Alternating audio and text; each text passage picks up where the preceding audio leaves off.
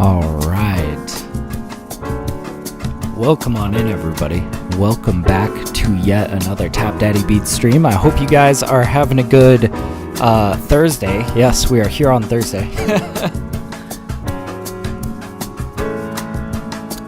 But yeah, welcome back. We're going to be mixing some music down today. I'm excited. Oh, man. And we got a really good one to mix down today as well. It's a really jazzy track. I made it like a Saturday or two ago. I can't wait to show you guys what we're mixing today. It's going to be a fun one. But as always, if you are trying to find the music, if you're like, damn, what are we listening to? I am TapDaddy on all platforms. This is who I am on Spotify if you're trying to find that. And yeah, we're listening to a track from my new album, The Low-Key Plan. Definitely worth checking out. If you're trying to like find an entrance point into my discography, this is a great place to start. I'll drop a link in chat for, you know, whoever might want to listen to it. But we're going to be just mixing down some music today. Let me turn the volume down here.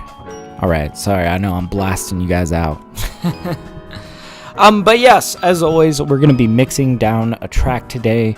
I feel like I never really explain exactly what mixing is. Maybe that's a good place to start, you know, before we dive in and do a whole mixing session. So if you're curious, if for some reason you clicked on this video or this live stream and you're like, what the hell is mixing? What does that even mean? It's basically like all of the songwriting is done. All of the production is done. What we focus on now is making this song as balanced as possible, as clean as possible. Basically, this is where we polish it up and make the song radio ready. This is what turns it from a demo into a finished product, basically. Now, mixing itself has nothing to do with loudness. It's all about the balance. However, we will address loudness in here somewhere. Basically, that part of the stage is called mastering. That's when you take your already perfectly balanced track and you bring it up to a commercially loud volume in a very clean way.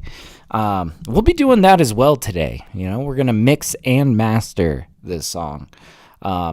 But yeah, anyways, I'm excited to dive into it. I think this will be a good stream. Now, before we really can dive into it, though, I saw I had a dependency issue in this song. So we might need to start by fixing that. Let's full screen this.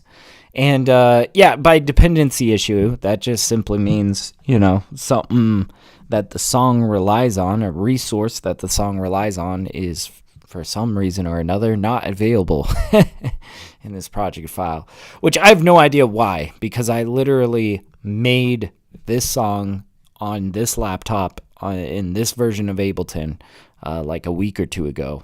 No idea why it's having a dependency issue, but basically what it is it's saying Contact 8 is having trouble loading and that it needs to be a future version of Contact 8. Now, luckily for us, I think that this is going to be an easy workaround. I'm going to use the same instrument on an older version of Contact. We'll see if we can fix it. This is supposed to be a guitar right here. Yeah. Okay, so yeah, we had a few things on here. We had a reverb. We had a little bit of compression here.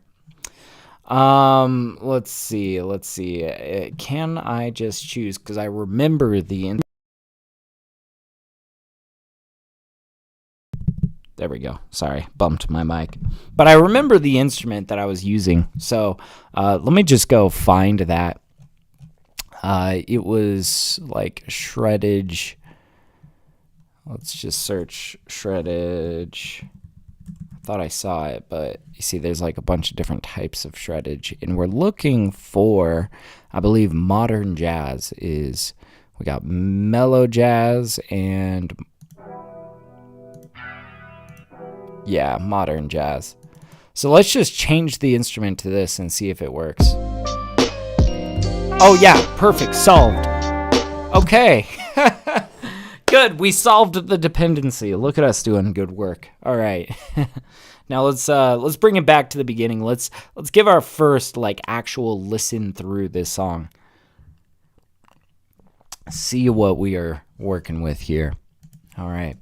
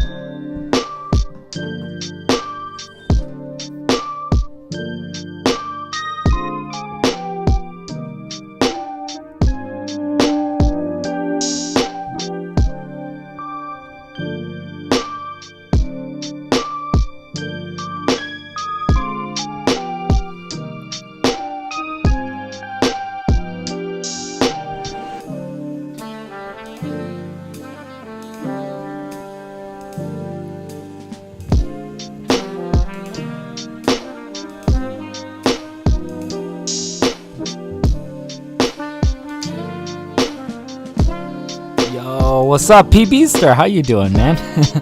It's good to see you, dude.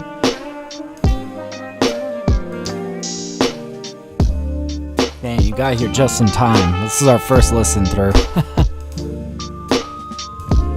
I'm feeling good about this, though. I feel like this is already feeling really great.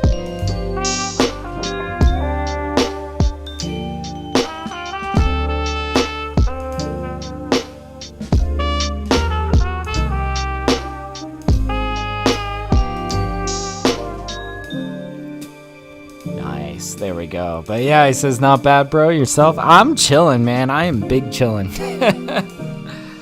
Oh, man. I'm having a crazy week, dude. In the best of ways. I dropped that, like, full-length album. And, oh my god, dude. It is causing my Spotify to explode. I'm getting, like, 11,000 streams a day. It's insane.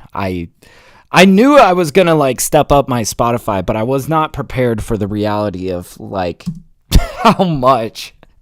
So, yeah, that's going really good. And then also I've been doing little radio streams on this channel. I'm sure all of you guys that are, subbed to this channel probably have seen my my TapDaddy radio streams coming up.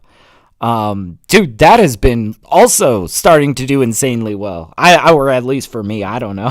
It's like, I don't know. I let one run last night and I woke up and saw that I had gotten like over 200 watch hours. I was just like blown away. Yeah, I don't know. It's just crazy. Thank you so much, man. Yeah. Yeah, definitely check it out. I think this is what I'm planning to do now. I don't know. I'm going to continue to be like mixing down, making beats on this channel, just like as I've always done. But I think in addition to that, I'm just going to start running radio streams every night. So, if you're looking for some casual listening, with a nice, chilled out background, I got, I got good stuff for you, man. No, but it's really great. I feel really lucky to be in a position that I can do that, because I realize one of the biggest challenges of hosting a radio stream like that is having permissions to that much music, right? But luckily for me, I have published like well over 400 songs. I have like so many hours of just instrumental hip hop, just great jazzy stuff that I've been working on over the course of years that, yeah, I've just been like, running some radio streams, and I'm like so happy with how that's going. So we'll see. So anyways, yeah, I'm just yapping at you like, look at all the great things I'm doing. No. But, it's, we gotta maintain, we gotta keep it rolling. And, I don't know what exactly I'm going to do with this beat, but I know it's something that is of the quality that I'm going to want to release this song in some form or fashion at some point. So we're going to move ahead and just like get this song mixed down and ready to go. And it's just going to be on my backlog ready to be deployed, right? Yeah, 400 songs, man. I'm curious what the actual count is. I've got this one playlist on my Spotify that is the TapDaddyBeats full collection. It's got everything that I've ever released in order that I released it. Let me just go see, because I'm curious. I've been working on this for years, you know? Oh gosh, it's all buried. I'm on it like a billion playlists right now. Where's the full collection? Nobody ever listens to it, so it's like really down here. I think I gotta go look in my artist playlists.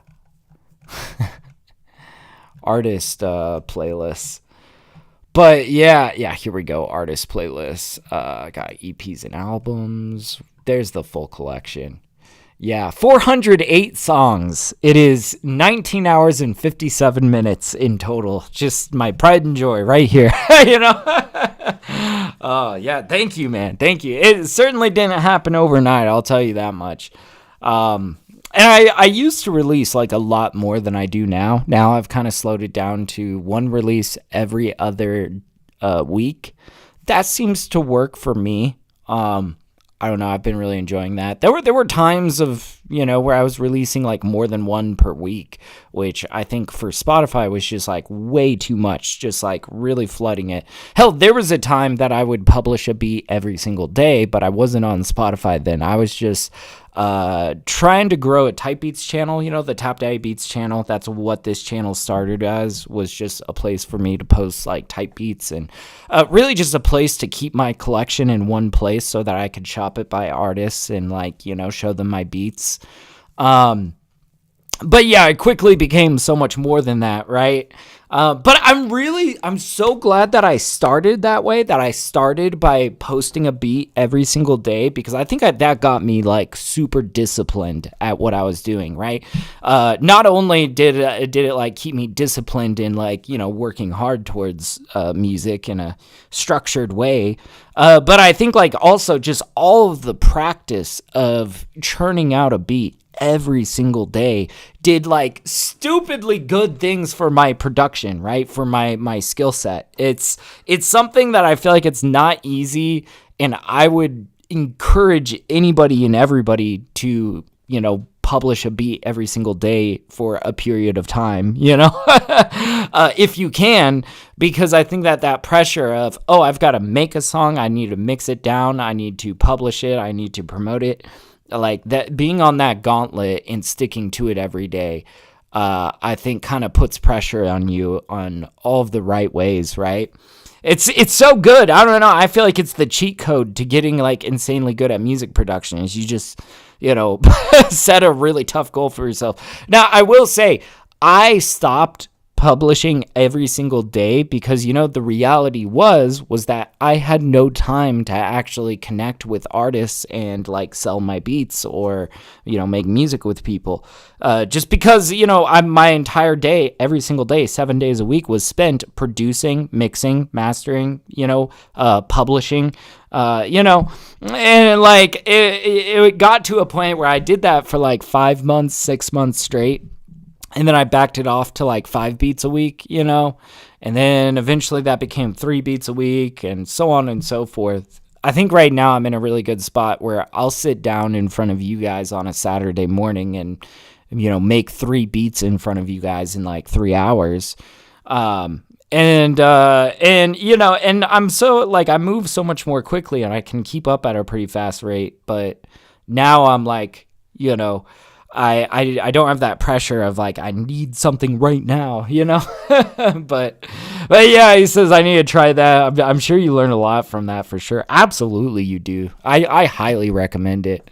But anyways, let's hear this beat through again. Start kind of nudging things. I want to check my max peak value. We're at positive 2.5. So let's like maybe just right off the bat take everything down a little bit.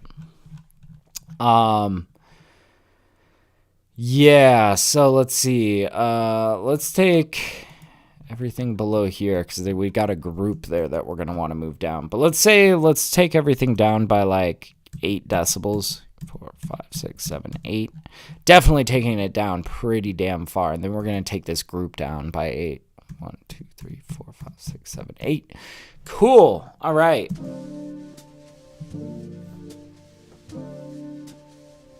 And I see like this we don't need. This is serving no purpose. Just go ahead and get rid of that. Already I'm kind of thinking like these snare brushes could be a lot more subtle. Like kind of keep it in the background. There we go.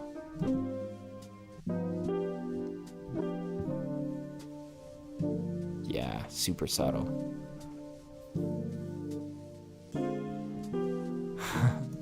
Also, this fade, I already know that I like to do my fades differently than that straight line. I'm just gonna go ahead and fix it. Just like, what I like to do is I like to give ourselves a nice curve down. So I'll set it at like -1, and then I'll set it at -3, and then I'll set it at -6. Just doubling every time. And then, you know, from here on out, I just kind of like let it fade out. But this feels like a much better fade in my opinion.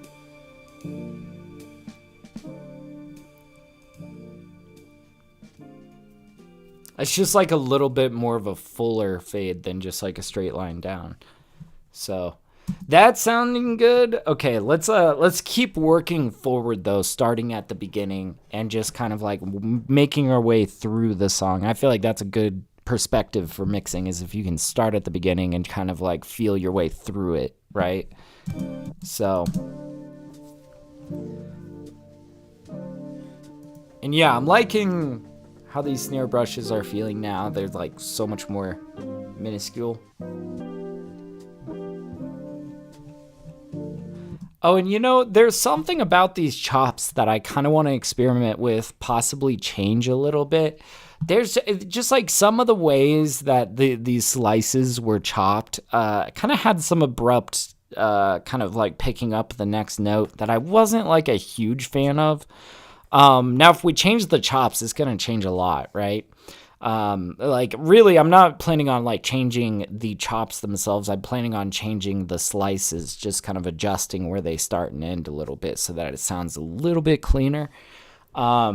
Now I'm afraid of fucking this up massively, right? So what I'm going to do is I'm going to duplicate this actually, and then we're going to mute this guy, and we'll just say that this is our original chops, how they were. But then let's go into this guy and let's listen to these chops.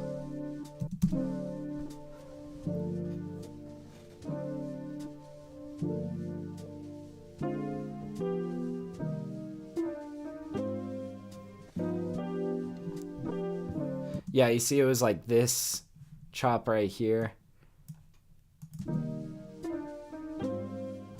See, there's like this weird like pickup on that.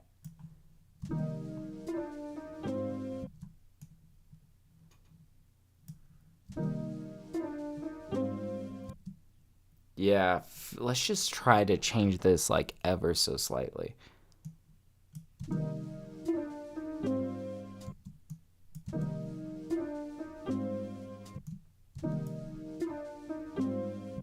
This feels like it's not changing anything. No, it is. But it's not changing what I'm... Maybe it's not this slice. Yeah, let's leave that like right where it was, right on the head of that. Maybe it's the one right before that. The tail end of...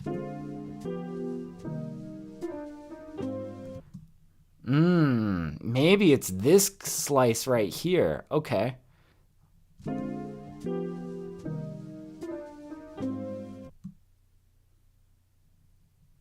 Okay, so I think it's like this guy. We could try maybe bring this guy out a little bit to kind of make it a little bit longer. Yeah, because it's like starting to hit like the head of this guy, and that feels a little bit awkward. Let's try this.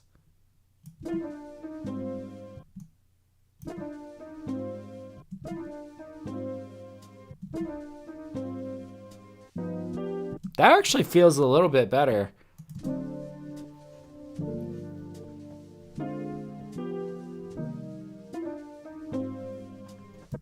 It's still a little awkward.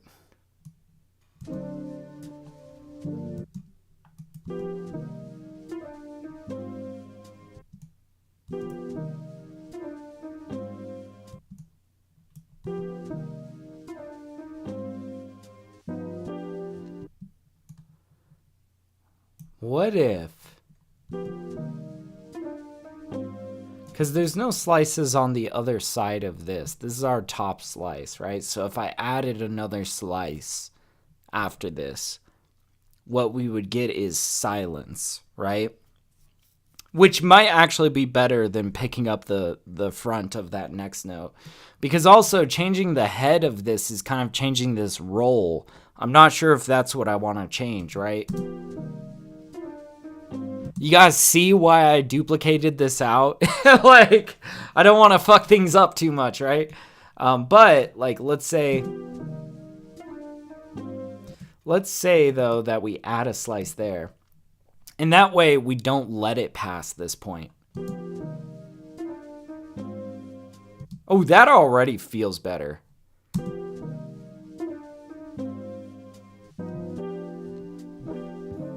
Solved. That's good. Okay.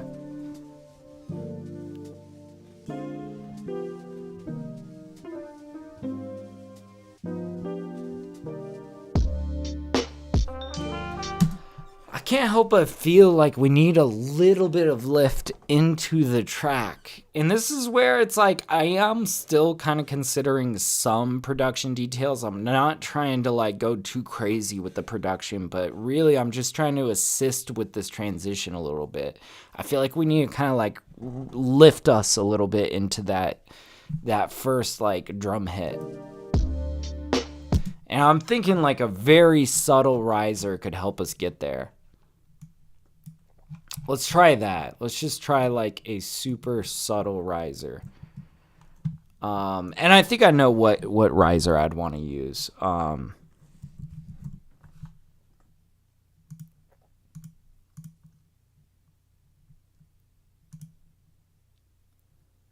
Let's see. Yeah, it was like in here. This guy. Yeah. Just taking a stem from a sample here, but I just like this riser. I've used it a decent amount. I feel like it's just subtle enough that it works in a lot of contexts.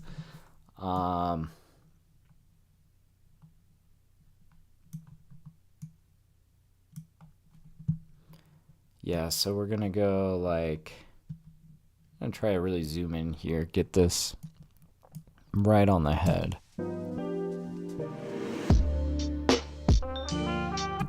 Ooh, that's good. And I think we can make this even more subtle. We're going to really bring this down.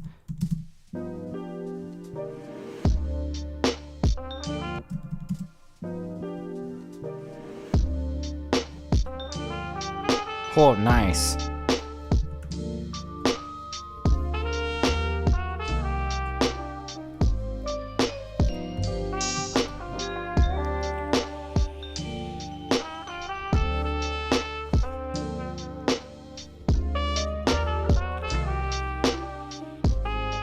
Hell yeah. Thank you, man.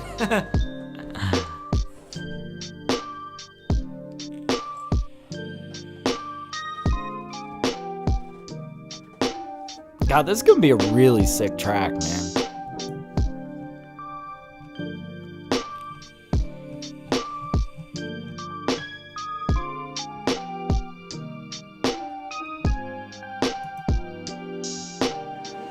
Oh, we did use that riser. That's the same one. It's okay. I'm going to leave that there, though. You know, but you see, like, it's just like a subtle riser that just really works in a lot of cases. But I'm glad that I pulled that out for this intro section. Easy. Oh, yeah. Good. All right.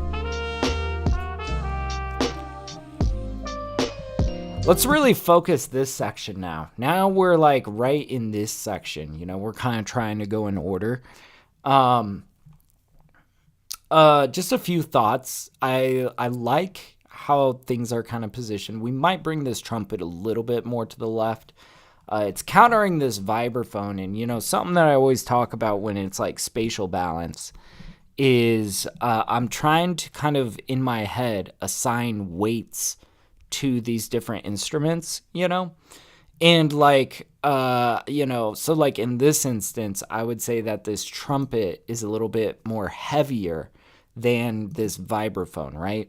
So if you could visualize like in front of you, like let's say that we've got a balancing scale here. Let's say that this microphone is like the center point, right? Well, what happens if we balance these like perfectly spaced evenly apart from each other, you know, and one's heavier than the other? It gets lopsided, right? So let's say we got our trumpet here, we got our vibraphone over here, and this trumpet's a little bit heavier. Like the way that I like to balance this and how I like to visualize this is like if we just scoot this over a little bit and now this balances just like a little bit more nicely. You know, it doesn't matter that this is heavier than this. If we've brought this in more center and this out a little farther, now this balances really nicely, you know? But like, I feel like it's so much of like a feeling, you know, you got to kind of just feel your way out. I kind of tried to do that. You'll see this vibraphone is like 19 to the right and this trumpet is like 7 to the left. I feel like the trumpet could come just a little bit more left, but not bad.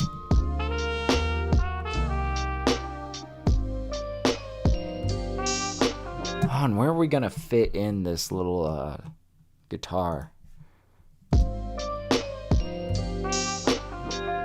Right now it's pretty center, and it's got some reverb on there that kind of gives it some width and whatnot. Yeah. I'm kind of thinking we scoot this just like a little bit right, but we keep this like center right.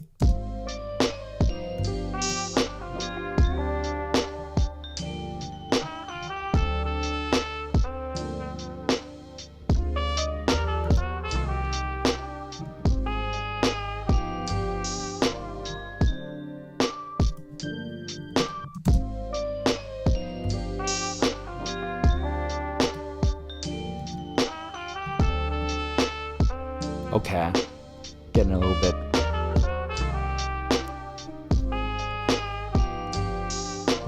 Oh, that's so good. I'm curious if there's a smarter way of doing this reverb that we have here. So we've got this vocal pop hole, which I love using on like trumpets and whatnot. You know, something that if I don't know how many of you guys are like in my Twitch feedback streams very much, but something that I'm always talking about in my feedback streams on Twitch is this idea of like using your reverb in return tracks instead, so that you have a lot more control to shape the reverb of an instrument without touching the instrument itself. So like you could do small things like a slight side chain of the dry instrument to the reverb so that it's kind of baked into it, right? Or like you could widen just the reverb, or you could EQ just the reverb, but not touching the instrument, right? So I think that there's a lot of reasons why you might pull out a reverb to you know, a return track. But let's be intentional. Let's not just like go through our routine. How can this reverb be better, you know?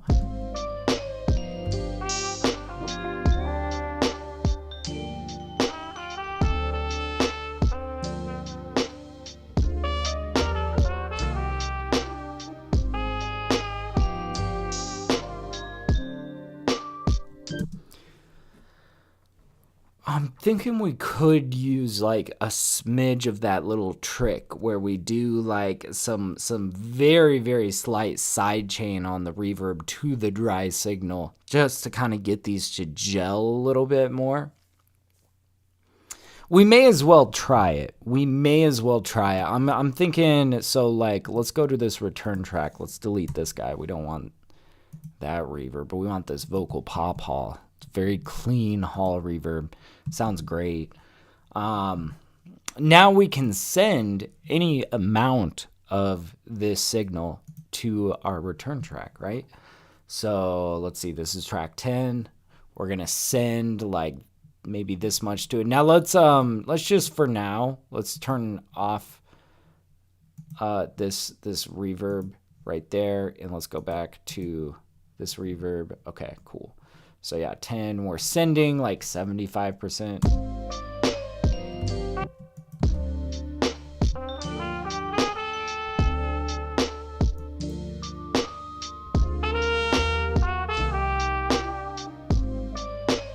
So yeah, now that we're utilizing this this return, it sounds the gain staging is a little bit off. We might need to like kind of just reposition the volume of it, just kind of bring it down a little bit. But let's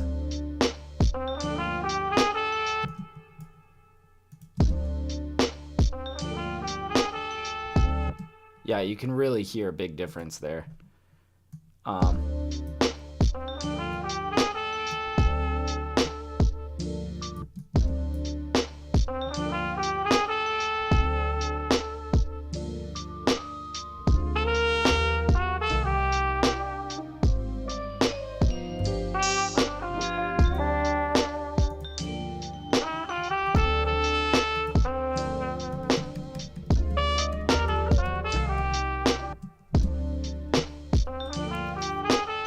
Let's see if we got this sounding perfectly balanced to where it was at. So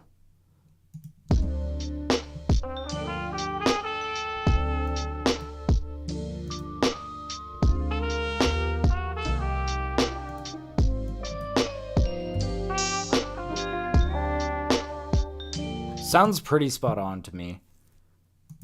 I mean, it's gonna change anyways, so let's not get too caught up on that, but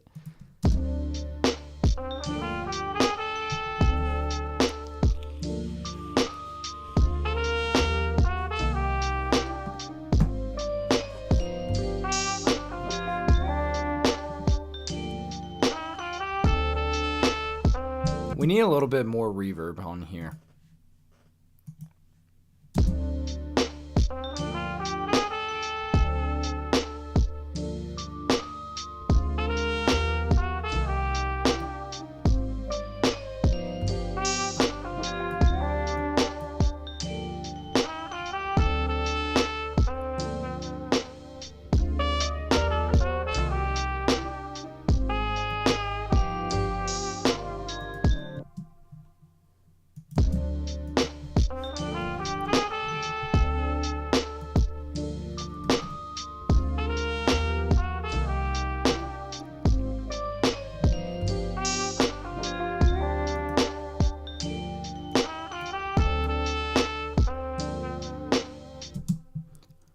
So here's the real magic, right? Okay, and you can do this with vocals, instruments, whatever you might be applying to your reverb.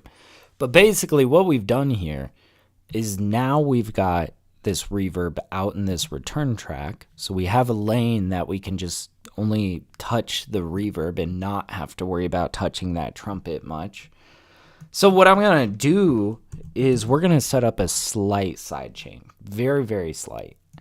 Let's pull out our glue compressor. I like to use the glue compressor. It doesn't really matter much either way what type of compressor you're using. We just want to, basically take the signal of the dry trumpet, right? And I might tighten this attack and release just like a little bit, nothing too insane. But here's really, I think what we want to try to do is so I just set the signal to be dry.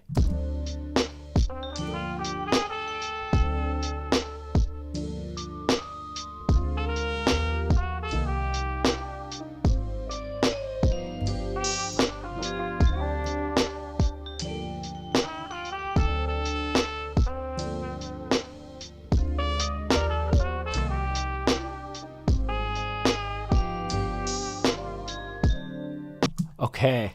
Let me show you guys what that was doing. Let's solo just the return track, and you guys will hear how it kind of adjusts the volume to the dry signal.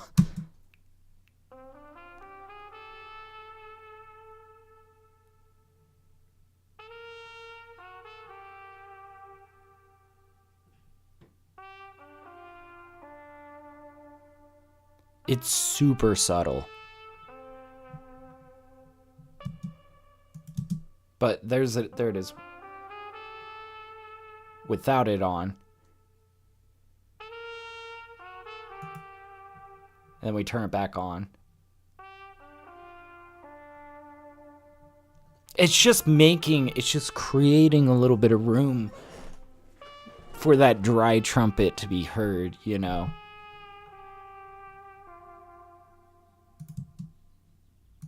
Yeah. Good God.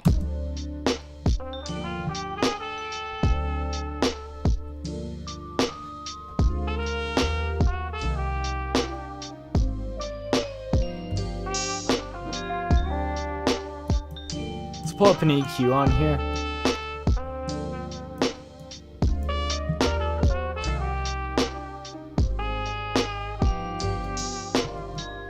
Let's also just see what's going on in the EQ of this trumpet.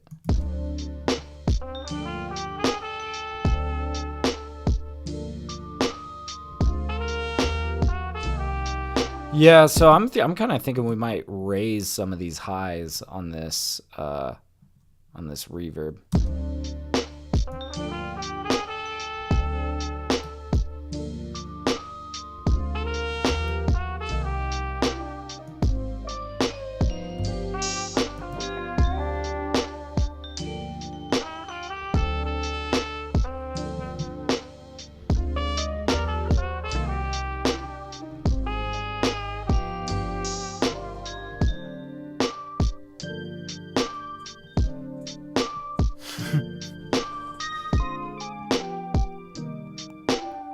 Man, that is awesome. Oh, man. Now, I do want to kind of consider all the other instruments in this section. Just...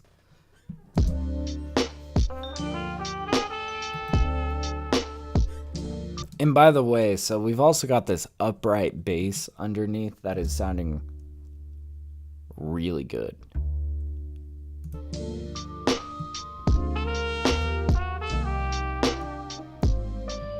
Kind of thinking I might want to do an additive EQ after the compressor, just kind of bringing in more of that subby low end. That's really what the purpose of this is, of this instrument is giving us, is the bass. It's that foundation. There is some interesting details going on in like up in the mid range. Like up here, you could see some of those. That's kind of giving it some of the texture that's making it feel like an upright bass. See? It's the pluck sound. That's actually pretty important information.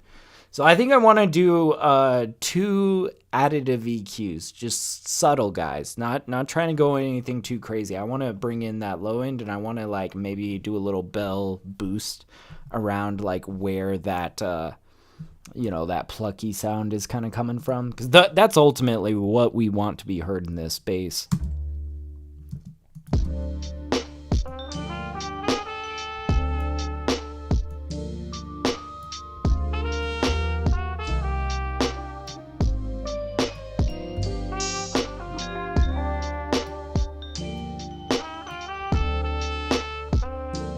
Okay.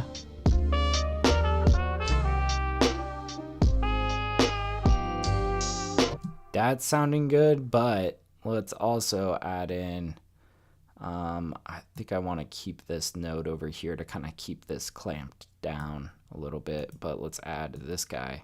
And we're going to give this guy a Q value that's kind of high as well, so he can be a little bit pointy.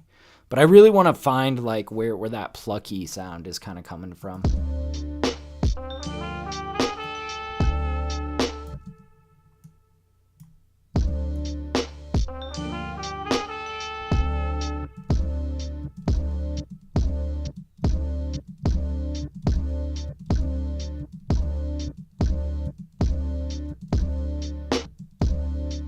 sounds like it's coming in over here.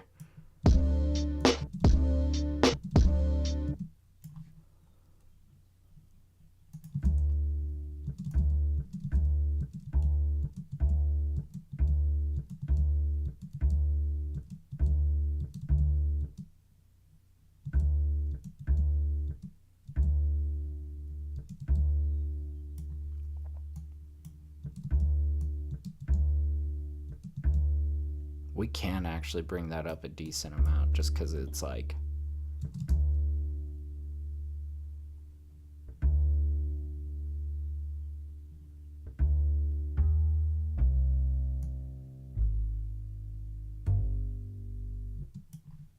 There's a good note that helps us.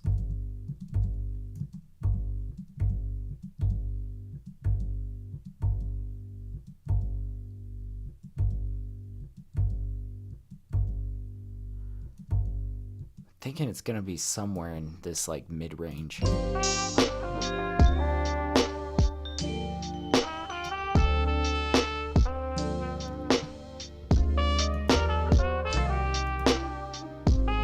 Boy, you can really tell when we A/B that. Like, that actually feels like a good EQ. It's doing good work for us.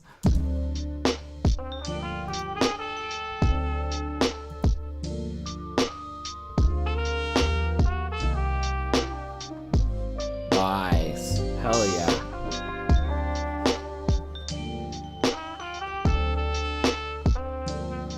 Man.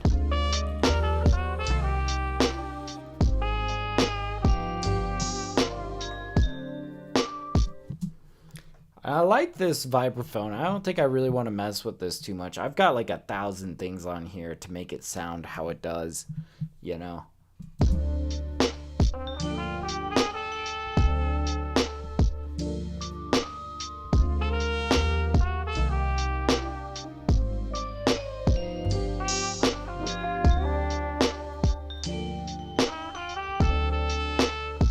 I bring this a little bit more center.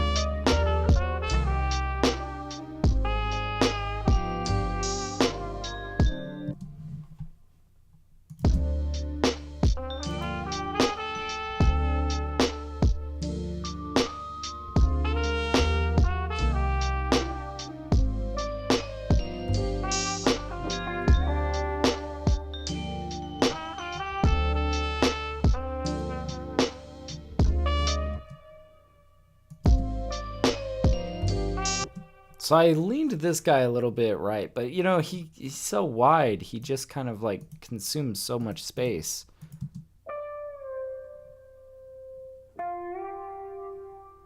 I mean, I'm liking it. I'm starting to think though that maybe the right decision was what I originally had, which was kind of keeping that in center. Let it be wide, it's just gonna, you know, cover a lot of space.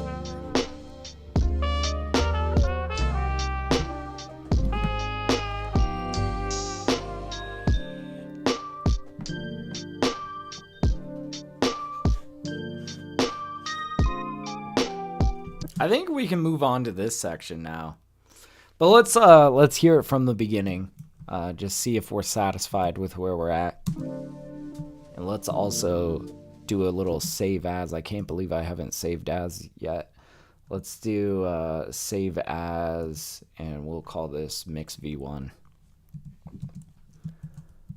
Mix v1. There we go. All right, cool.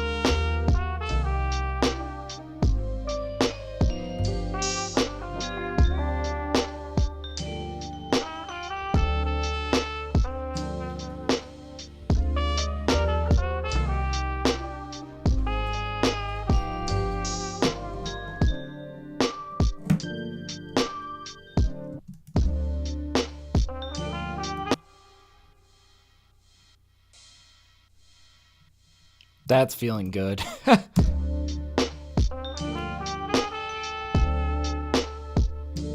might even just boost this by like 1 decibel, this cymbal that's being sidechained. Yeah, let's just say like maybe 1 decibel.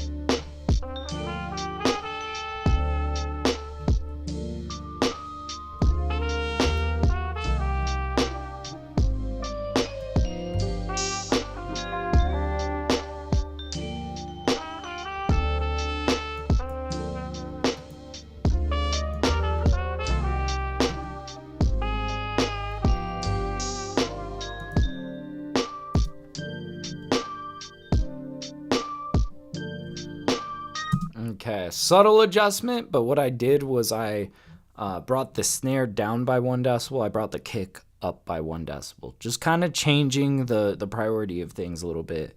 I think that's feeling a little bit better.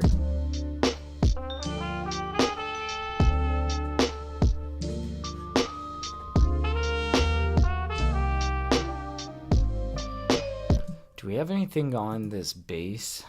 I'm so tempted to maybe have like a smidge of sidechain between that kick and that bass. Sometimes that feels good. Sometimes it totally eats it. It just, I don't know. I think that this is kind of one of those moments where it's like, why not experiment? We've already got this sidechain set up on the cymbal over here. What if we grab like, and you notice I've got these stacked. The reason why I'm stacking my compressors for the sidechain is to get a deeper ratio. Basically making it dip down lower. But these last two are the tightest, right? The tightest compressors. I think we're going to take those last two. We're going to slap them on this bass right here. And we're just going to see how it feels. Might sound like shit. Might be dope. I don't know. Let's find out.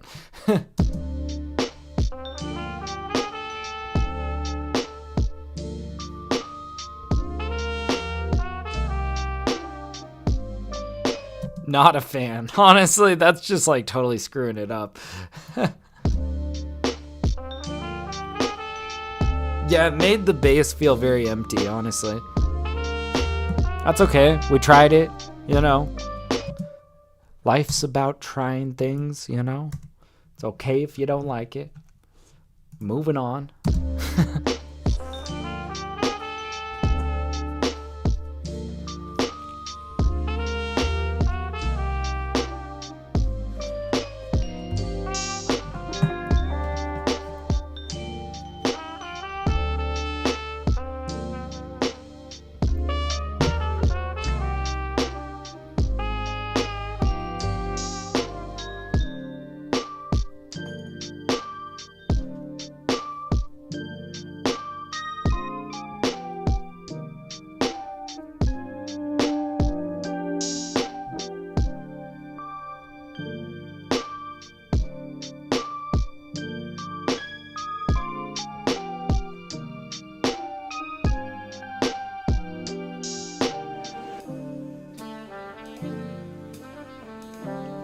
God, there's so much gold in this track, man. Shit.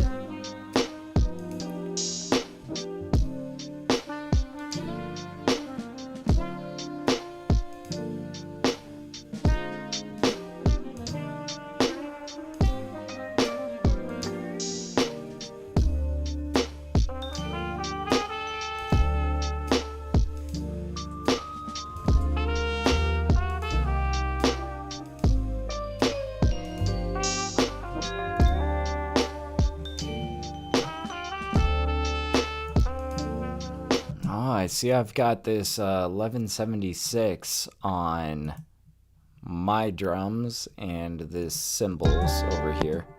I had that grouped. Part of me is curious, like if we were to drag these swing drums up there. So this is what. Now the thing is though, is that compression and cymbals, like I feel like if I was to compress these drums, I'd want to be probably a lot lighter on it than, like, that 1176 can be a little bit aggressive, you know? But we may as well just slip it up in here and see what it sounds like.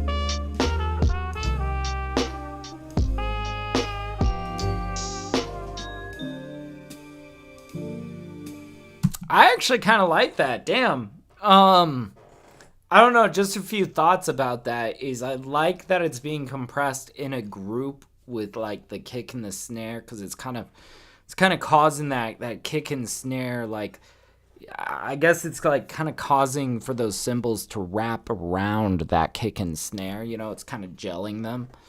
And I gotta say, it was a lot more tame than I was expecting. Let's have a look at this 1176, see what we got going on here. Okay, so yeah, we do have a decent amount of compression going on. And yeah, the ratio is 8. I thought that was gonna like be a lot more, but you know, maybe it's just because this is so quiet, it's not really triggering the threshold of that 1176 compressor, you know, because we can see with this needle would move if it was triggering that threshold. So that actually is really great, because you guys will see, there it goes. And kind of what's going on here is it almost feels like, you know, like a little bit of sidechain compression, right? Like those drums are digging into those cymbals, you know? So actually, I think that's pretty brilliant. We're going to keep that in that group. I like this.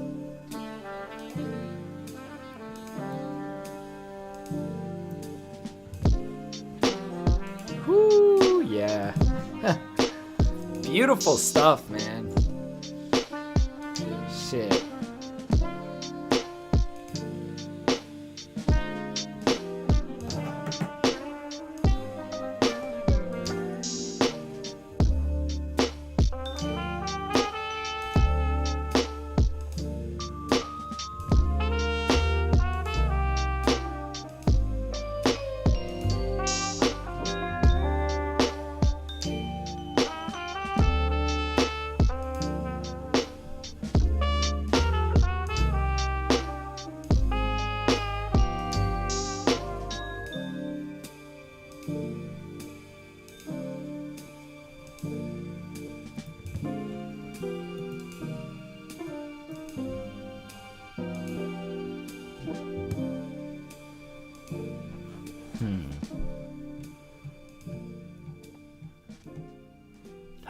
Beautiful stuff. Okay. Really, if we're, you know, moving forward from beginning to end, like I was describing in the beginning, we were at this section over here with this trumpet. We were just about to go into this section. I think that this is where we need to start diverting our attention. I got a little distracted with those cymbals, but hey, when you got an idea, you should do something with it, right?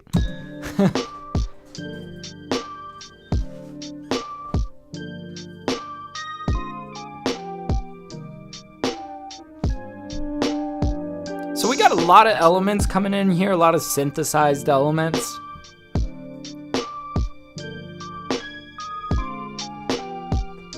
And they honestly fit together pretty well. I'm just kind of like thinking in my mind, is there a smarter way that we could space these, you know? They all kind of have similar weight to them.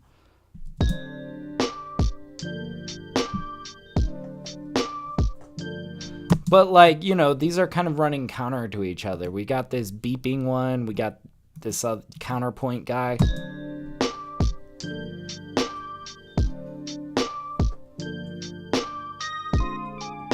So I'm kind of thinking like, what if this was more in our right ear, this was more in our left ear, and we kind of have them on opposite sides. And then this guy can swell from the center. Yeah, right? I don't know, though. There's a chance, though, that this just might feel better in center, you know? Because I got to remind you guys, not everything needs to be, like, spaced out like crazy. Like, mono is not bad, right? But it could be more interesting. Let's just try it. We'll say, like, 12 to the right, 12 to the left, and we'll adjust as we go.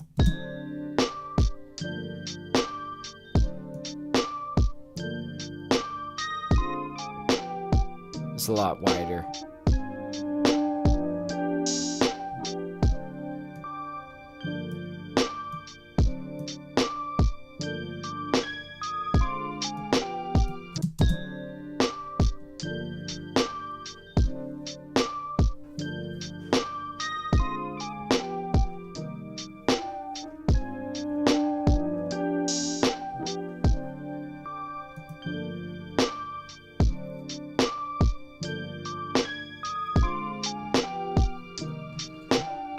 And then we've got these strings.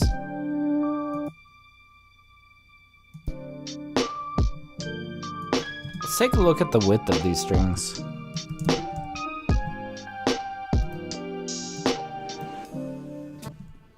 Yeah, and then it swells. Oh, we could do something fun with that swell. We could kind of like automate a little swell upwards for these strings. So yeah, they are super wide. I feel like ideally we want to kind of keep these guys within the confines of these strings, right? Part of me is kind of curious. So we did throw this into Echo Boy, which might be giving this guy a little bit of width.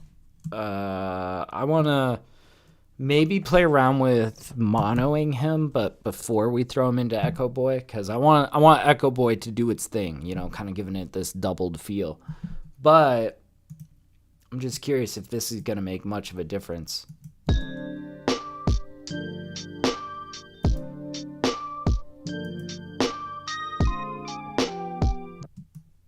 Maybe we try it after.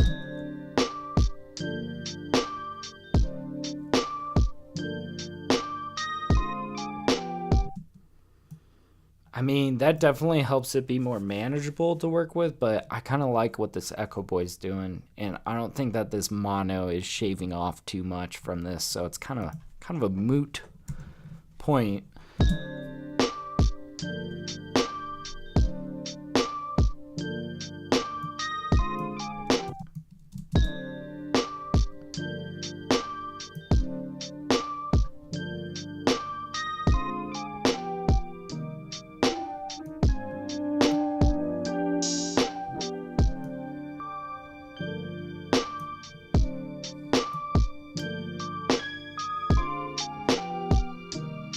Oh, that's feeling a lot better. I did put those pretty wide, right? But also these strings are so wide, like we have a lot of space to work within.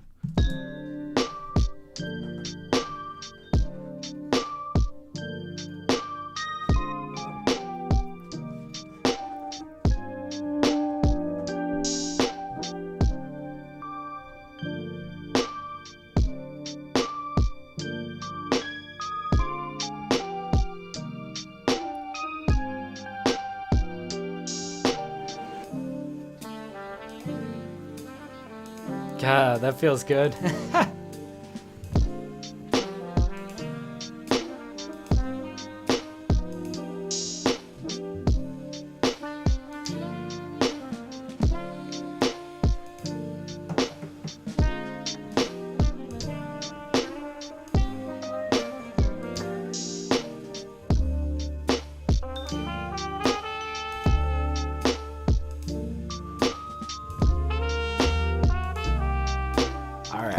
All right. I did have an idea for these strings as it doubles up with this riser. We could get a little dynamic with these strings, honestly, is kind of what I'm thinking. Like, maybe we get a utility, and right at the end here, we're going to swell upwards on our gain.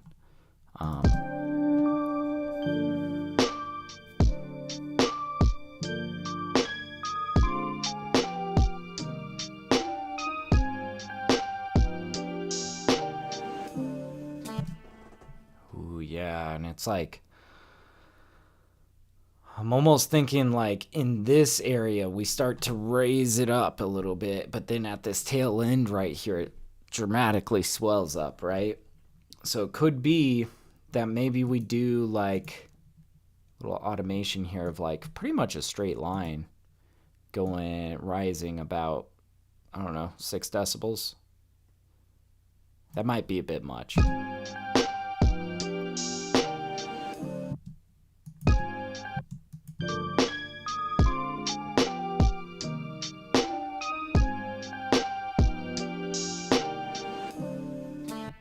Or actually, let's do this a little bit more, like, let's be smart here. What am I looking for? Are we looking for something like this? Yes, but not quite. We're looking for like,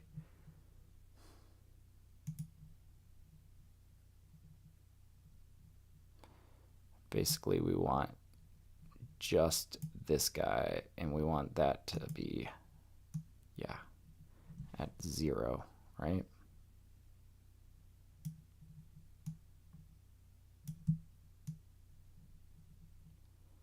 So yeah, we're gonna put that at 0. This guy, whoa, we're not going that loud, but I think we are lifting it.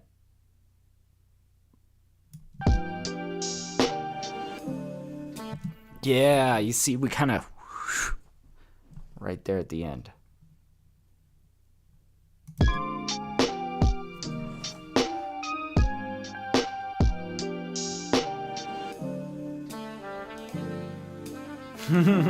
Nice.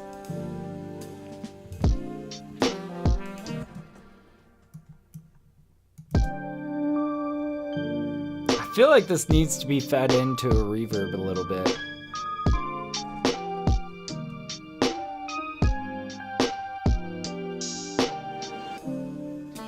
Oh, yeah, that's dope. Thank you, PBster. We're getting results today. Like, this is popping off pretty nice. But you know, I think what would make that like lift feel even more special is if we feel the reverb off of it, right? Which right now it's totally dry. It's just like a sample. But we do have that very immaculate vocal pop hall right here. That's sounding really good. We could send part of those strings to this channel. Yeah, I think that's what we're gonna do. So let's see, what track is it? It is track 18. We're gonna try.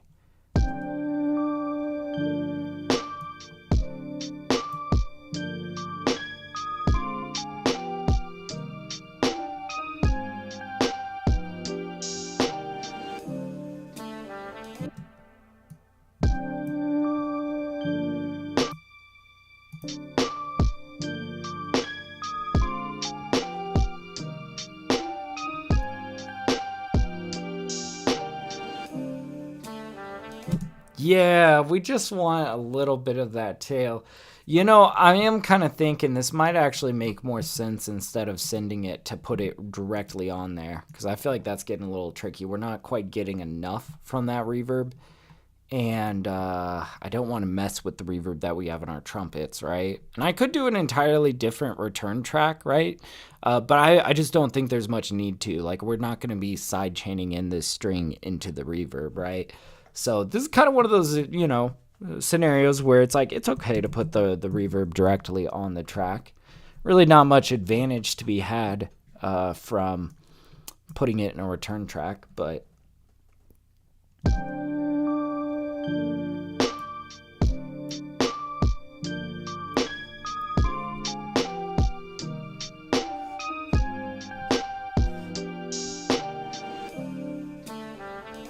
Ooh, nice, but let's bring that back a little bit. A lot better.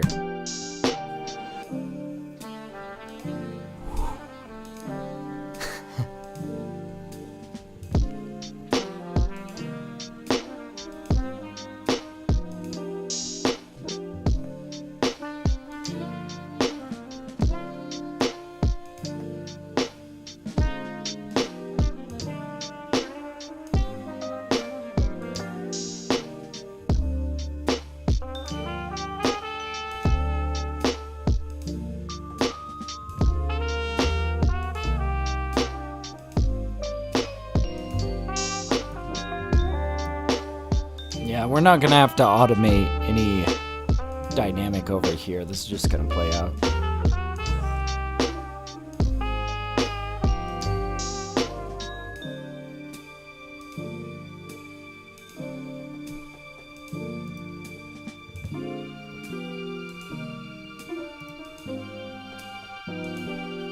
This does feel a little bit louder now, though. With that, oh, yeah, it's because... I was like, guys, why is this so loud? Yeah, it's boosted 8 decibels because we automated it, and we never fixed that back to 0. So let's put that back at 0. Silly me. I'm being a silly guy today. Yeah, we're just going to... bring this down. Let's put it right at 0 if we can. There we go. Okay. Yeah, I was like, why? What's going on?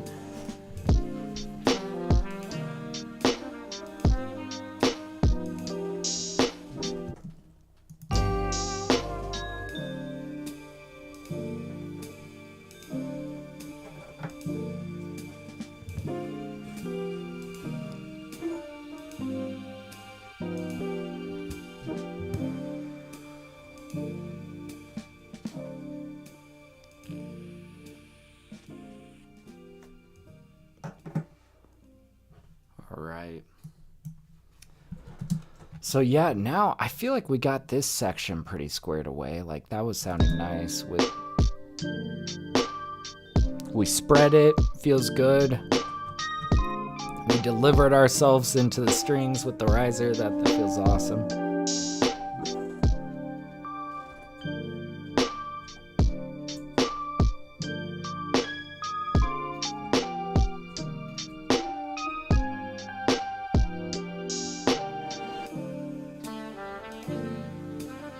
And it's those small transition moments that really make something feel professional, you know?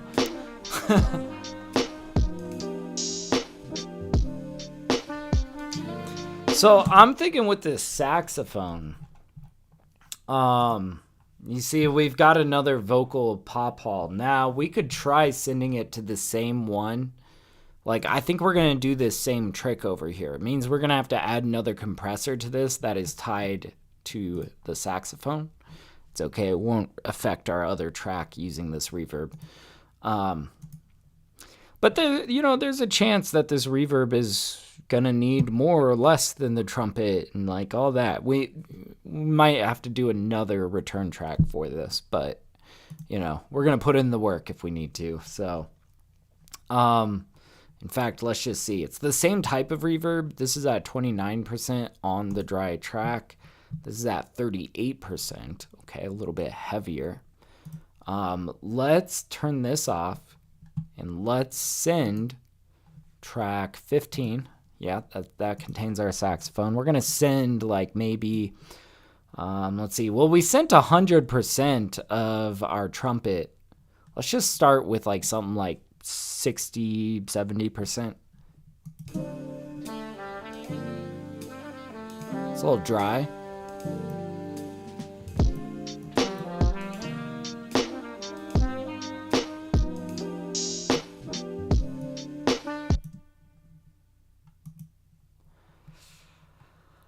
I don't know though.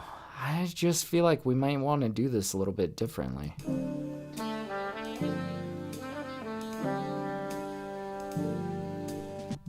Because that doesn't sound nearly as good to me as...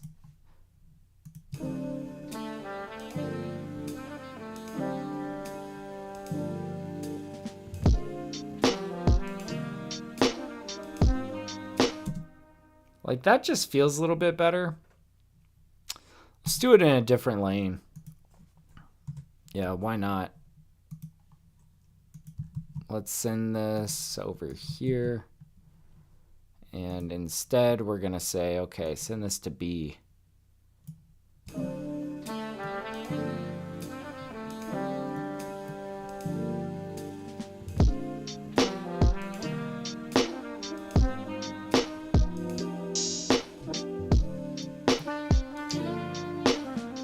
I think part of that was just because we turned down the return track A quite a bit for that trumpet and how it was positioned. We're going to do this a little bit differently over here, but let's go ahead and get a little bit of that side chain just to kind of glue these together a little bit.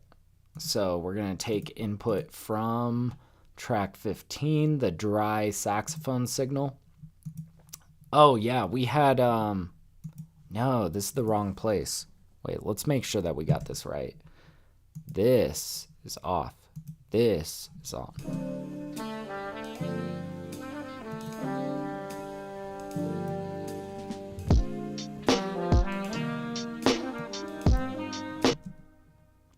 I feel like we could use more.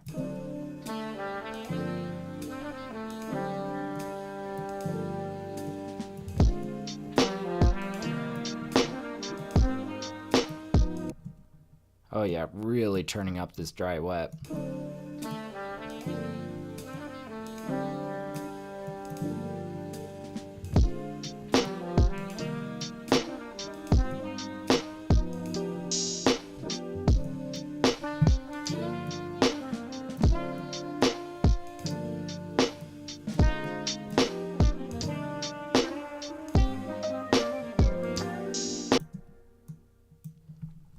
Now let's set up that side chain. We're gonna have it just like this guy, except we're gonna change the source to track 15, containing our dry sax signal.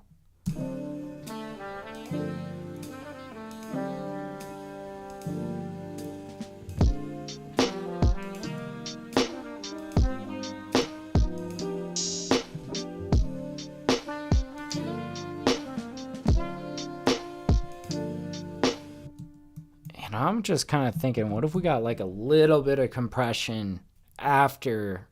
I'm trying to think if we want to do this probably before this guy that's kind of gluing them. But I want to kind of lift those reverb tails just a smidge, just a tiny bit. So I feel like the LA2A is kind of the good for this kind of subtle compression.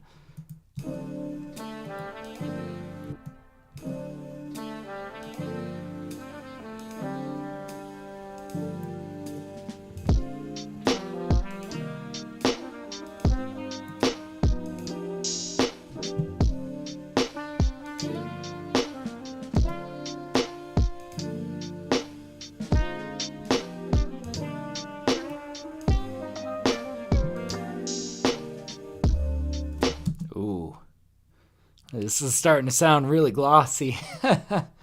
Very nice.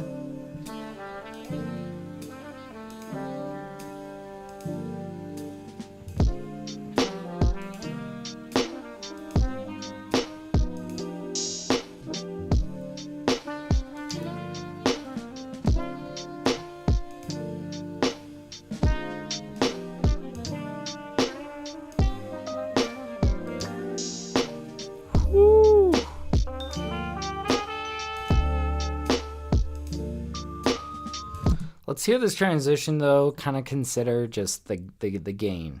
You know, let's see what the volume is doing.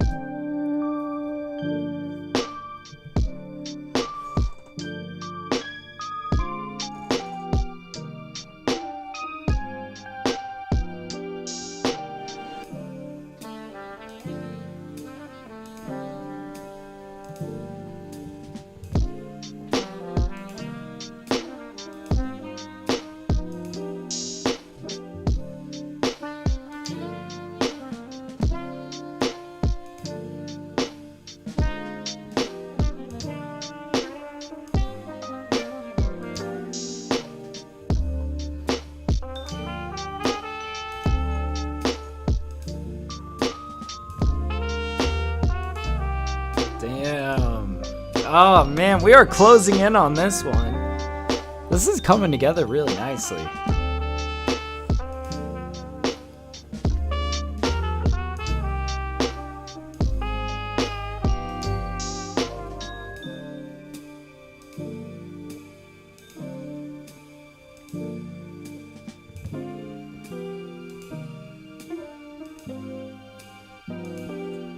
You know, we really haven't touched this piano too much. And rightfully so, because I remember when I produced this, I got this sounding pretty good. We got a little micro shift on here. I am kind of curious though, if we made this more tight than loose.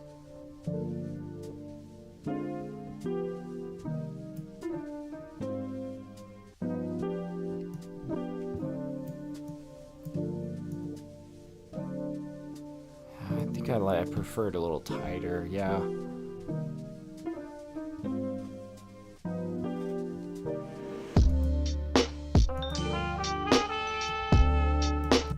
Let's also just bust out our EQ here. There might be a way that we could just kind of make this a little bit more spicy.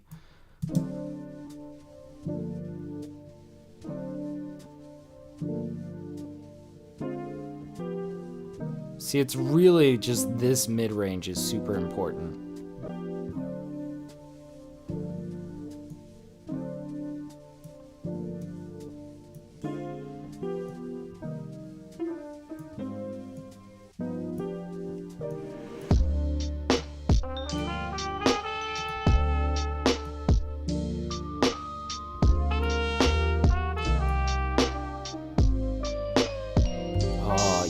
Because, you know, that bass is like hitting like right here. I don't know. I feel like we just accented like the really important range for that piano.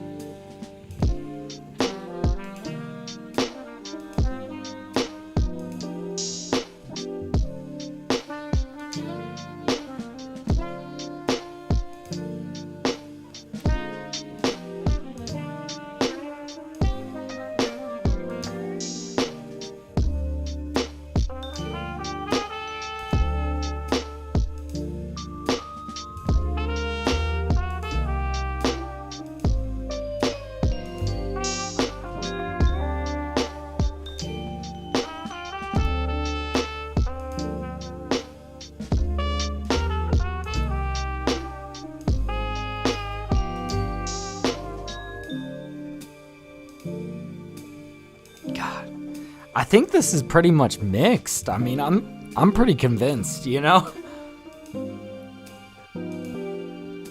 I think it's time to start mastering. Oh, man.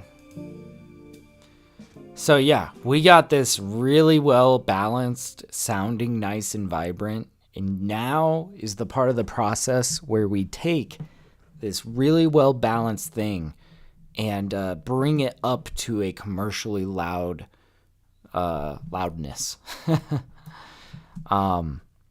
And we got like 6 decibels of headroom. I know it probably sounds a little bit quieter in your guys' headphones and speakers. We're about to make it a little bit louder.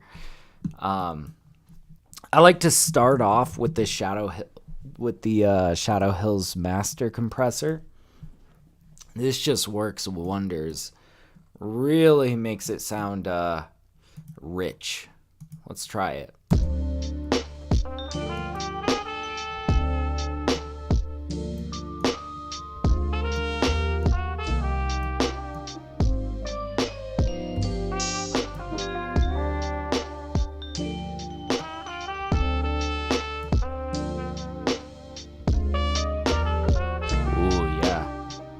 Some of the discrete threshold in there.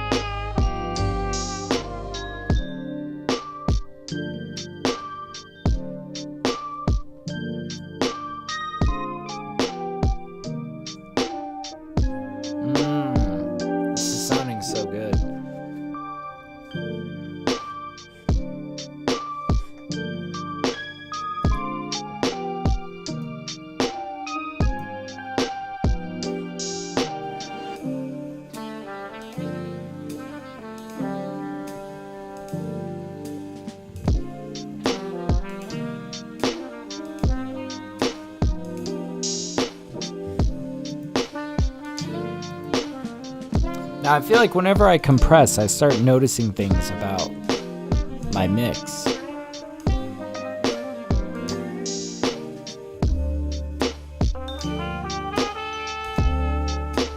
Like, I'm curious if we just nudge this up by 1 decibel.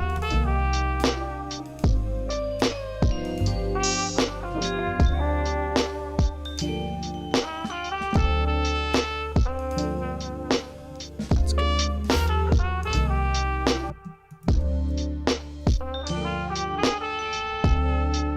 So really, this saxophone actually came in a little bit louder than I was anticipating, but I think it's sounding really good at this volume. It's not too overwhelming, but it is a little bit more bright, or not bright, just a little bit bigger.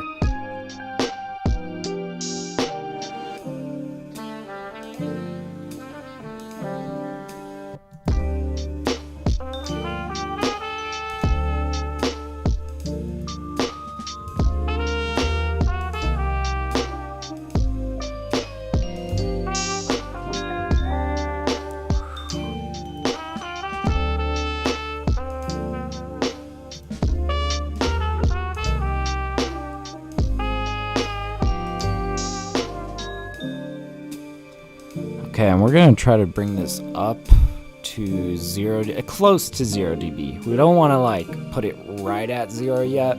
We're gonna let the maximizer do that for us, but looks like we could probably boost it by about 3 decibels. So let's go ahead and boost it, and then we're going to just listen all the way through, make sure that it's not clipping above, 0 dB. So yeah, let's listen. And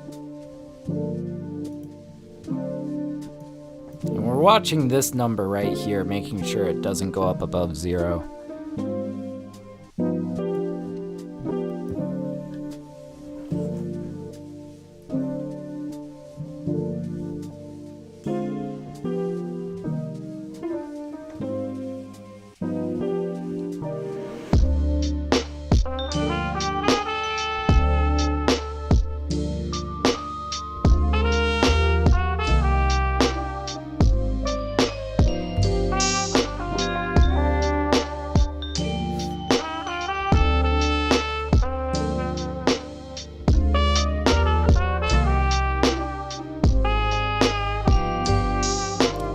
Close.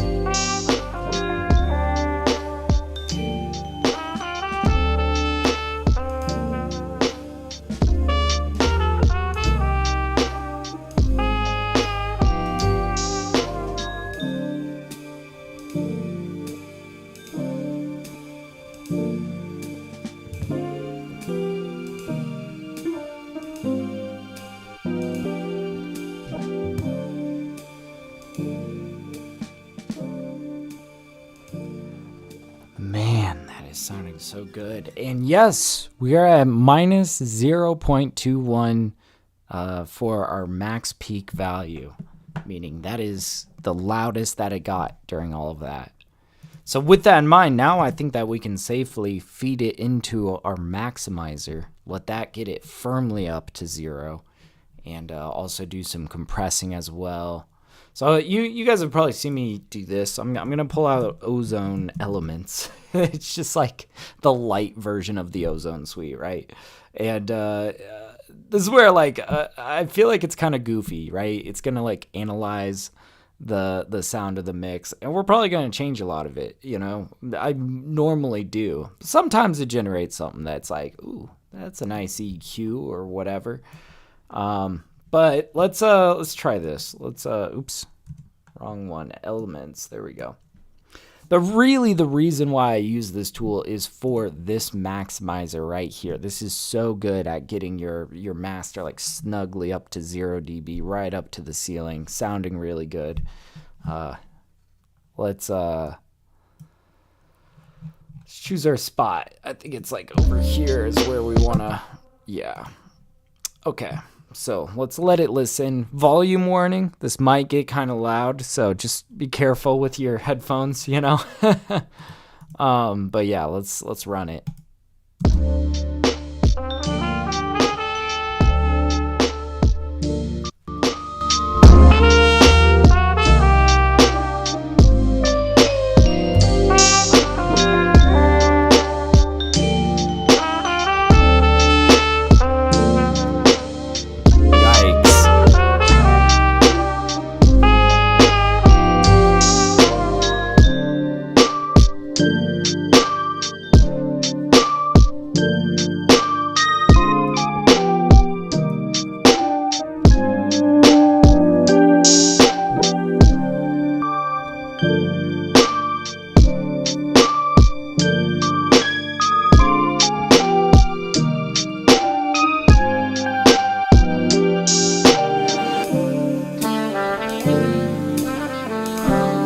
I don't know though, like the EQ is a little bit crazy. It looks crazier than it actually is. It's you know, about a 4 decibel boost up here at this top shelf. And I agree with this reduction down here.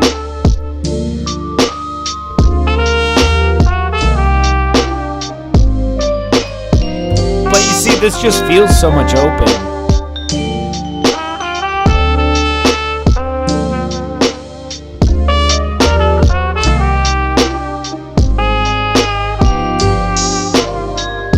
It's really just that open hi-hat that I think gets a little bit harsh, just a bit.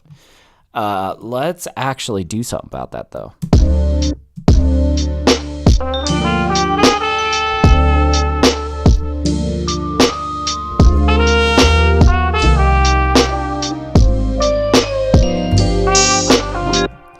Yeah, so this is like happening right up here. Oh gosh, we want to not completely like cut it out, but let's find the harsh spot. It's really that peak right there. If we just kind of like nudge that down, that actually feels so much better. And on top of that, we could bring it down a little bit in volume. So much more reasonable, right? But if we tamed that down, then I think ultimately I do kind of agree with this EQ that it generated. I usually do this kind of like lift at the top. It was kind of aggressive here, but honestly, I'm enjoying the results from it. And also, I sort of had a hunch that it might cut some of this lower stuff. That I think is kind of fine. You know, you could think of like additive EQs as, you know, as additive and subtractive EQs kind of do the same things. Like taking away from the low end down here is almost like boosting everything up here, right? And again, adding this high end over here is almost like subtracting the rest of this. It's like, just imagine if you were to scoot this down below here, right? It's the same thing. It's all relative, right? Now this was quite extreme. It is sounding pretty good though, but let's pull out our loudness analyzer. We're gonna measure our LUFS here and just see how close we are to our target. I think we're aiming between -10 LUFS and -8. Kind of looking for somewhere maybe -10-ish, maybe a little louder than that, but let's bring it all the way back here. Now let's check it out. Let's see where we're at.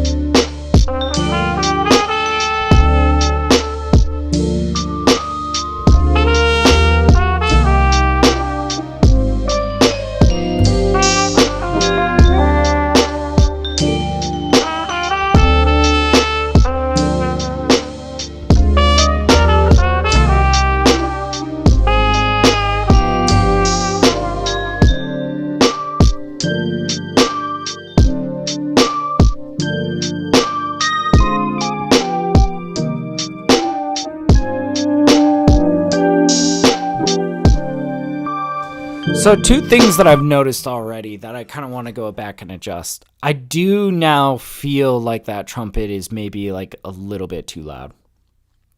And also that swell of that synth might need to come down a decibel as well. So you know what I'm going to do is I'm going to turn off all of this, go back, check the balance.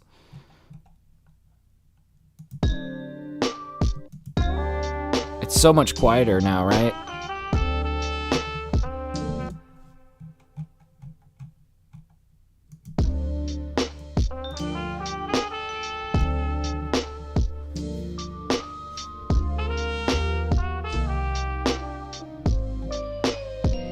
Yeah, that sounds good. Let's also go over here.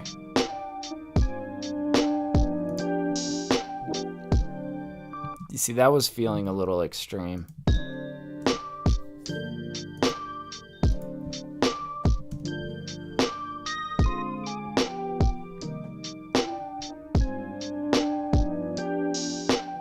That's much more reasonable. Now let's see if the sax go into the trumpet again, see how those feel balanced.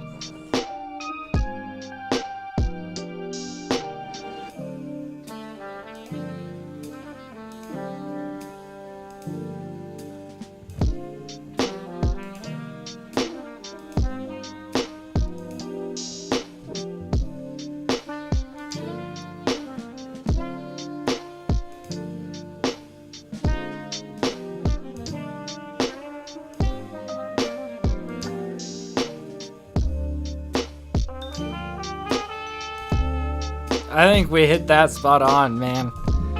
All right. Let's measure our LUFS now. Let's turn it back on our master chain. No, so this is going to sound a lot louder. Prepare your ears. And yeah, let's see if we've hit near our target. We haven't even measured it once yet, so we're kind of shooting in the dark right now. Aiming for, again, around -10 LUFS, maybe -8. I think is as high as I would like it to go, but no quieter than -10, right? So let's run it.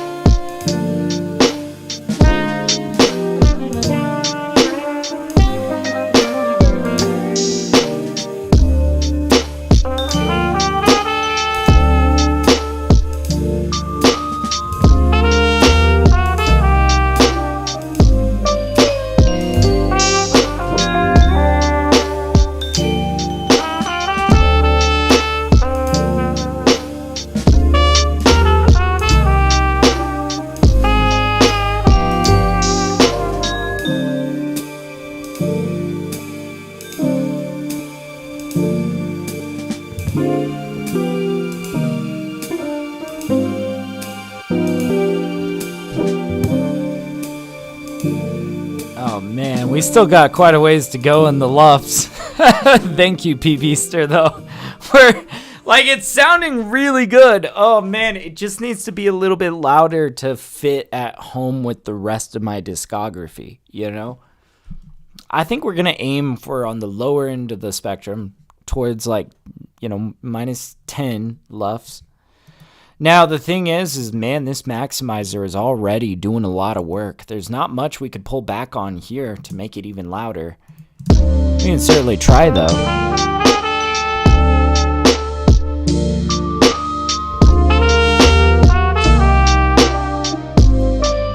Okay, and I'm also thinking, like, a master limiter.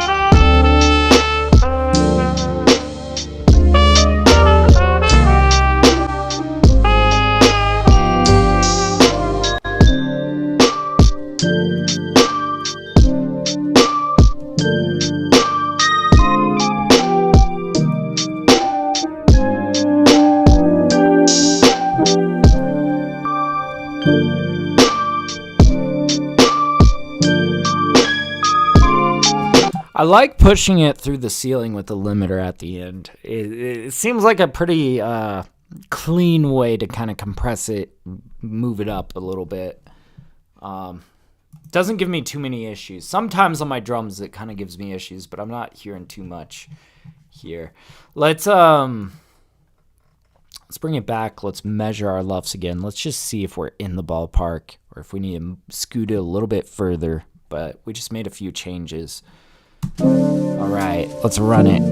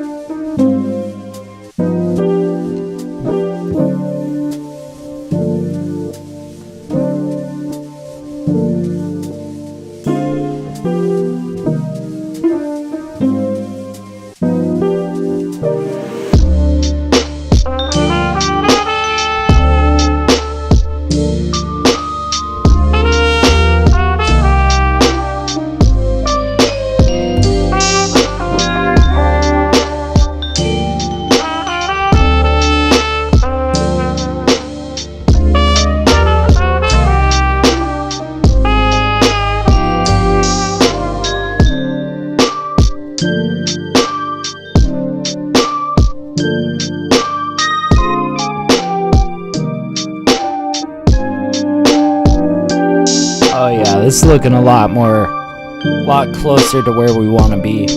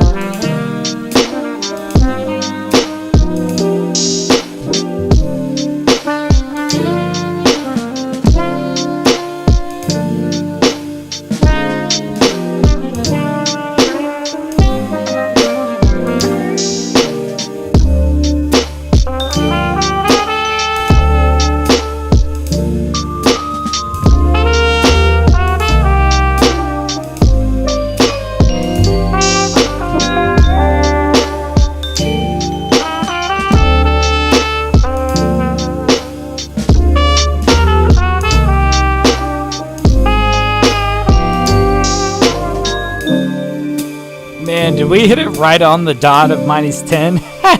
It'll probably move up a little bit. Yep, there it goes. But that's okay. That's, I feel like, within acceptable limits, you know?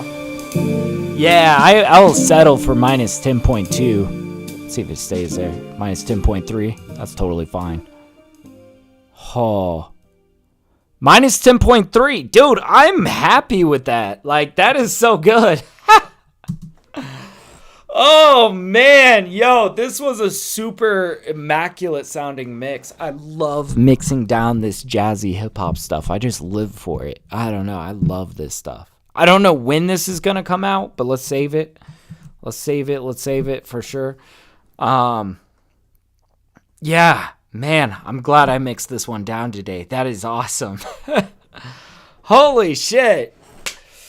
Oh, I feel like I've put in some good work today. So, anyways, Thank you guys for hanging out. Thank you, P. Beaster, for keeping me company while I sorted that one out. Damn. Oh. But yeah, let's do this again next Thursday. Absolutely. Mixing more beats on Thursday. Gonna be doing another studio session on Saturday, of course. And as always, if anybody here needs any mixing services or production services, I've got my email listed in the description below. You are more than welcome to just reach out, Feel free to email me. I'd love to hear. And yeah, maybe I'll mix something for you. So good stuff. Anyways, thank you guys so much for watching. And I will see you guys next time. Later. Peace out.